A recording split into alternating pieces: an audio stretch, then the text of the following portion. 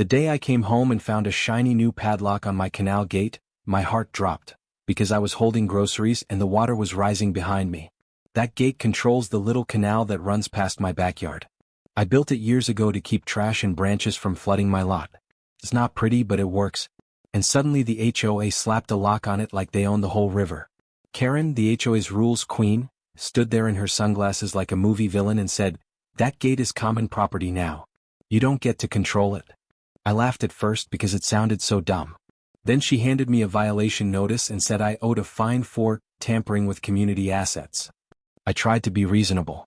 I went to the board meeting with old photos, the original permit, and the receipt for the gate parts.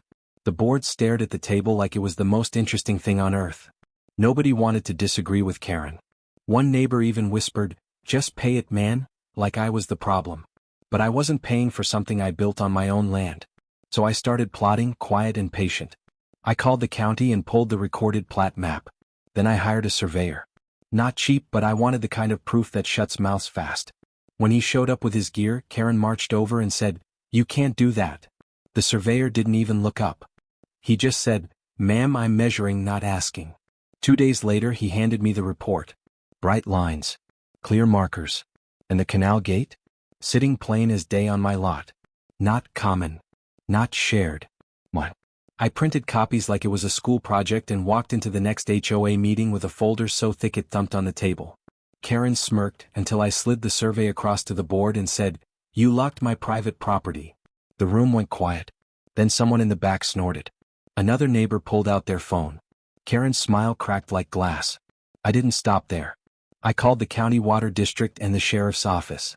The deputy came out, looked at the survey, looked at the lock, then looked at Karen and said, "Remove it.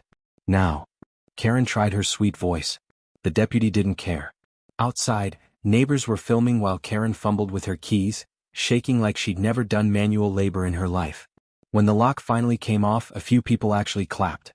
Somebody yelled, "Guess it's not common, huh?" After that, the HOA's letters stopped showing up in my mailbox like clockwork. Karen stopped waving at me like we were friends. And my canal stayed clear, my yard stayed dry, and my gate stayed unlocked, because it was always mine. Please follow for more HOA showdowns like this. Do you think she got what she deserves? Comment below.